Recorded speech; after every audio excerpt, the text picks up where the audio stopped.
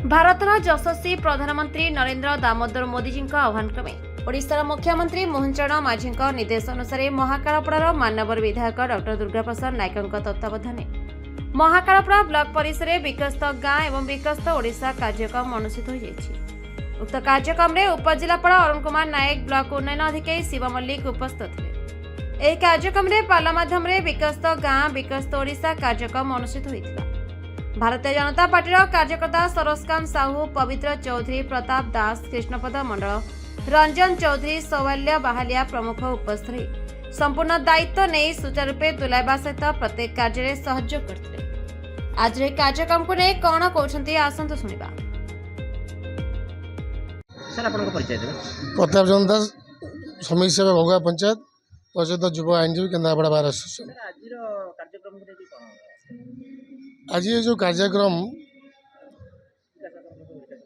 विकसित गाँव विकसित ओडिशा समग्र भारतवर्ष उन्नति पाई एवं ओडिशा एवं तत्सहित समग्र राज्य देश आम यशस्वी प्रधानमंत्री विभिन्न योजना मान कार्यकारी कर भर आज एक कार्यक्रम कार्यकारी और शुभ उद्घाटन है विकसित गाँव विकसित ओडिशा जहाँफल ग्रामांचल जो अवहेलित अवस्था ग्रामांचल जो रास्ता घाट आरंभ कर अन्य समस्या था आगामी दिन में रही बोली माननीय यशस्वी प्रधानमंत्री एवं आमर यशस्वी मुख्यमंत्री को उद्यम आज ये कार्यक्रम उद्घाटन होती। आगामी 5 वर्ष भितर ग्रामांचल सहरांचल सांगे समान हो पार यह हूँ माननीय प्रधानमंत्री मुख्यमंत्री सर आपन परिचय देवे। मु पवित्र चौधरी 22 नंबर जोन सभापति।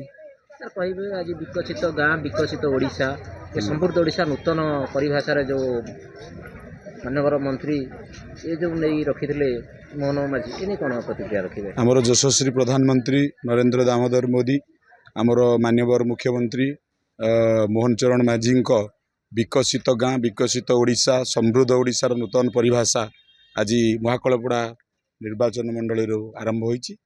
आमर लोक मैंने निश्चिंत सचेतन हेबे ये वार्ता निश्चित लोक मान पहुँचब विकसित गाँ विकसित ओडिशा समृद्ध ओडिशा नूतन ओडिशा निश्चिंत शुभारंभ हो।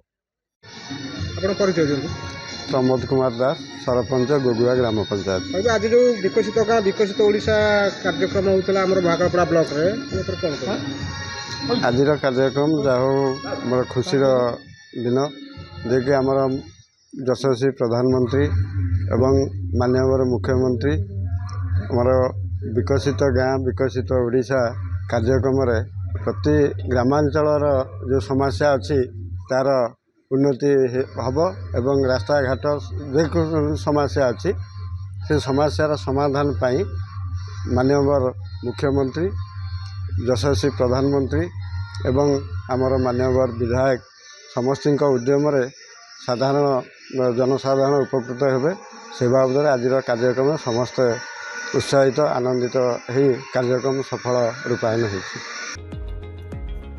Kendrapara Mahakalpada Niranjan Ojha report the republic Odisha 24 news.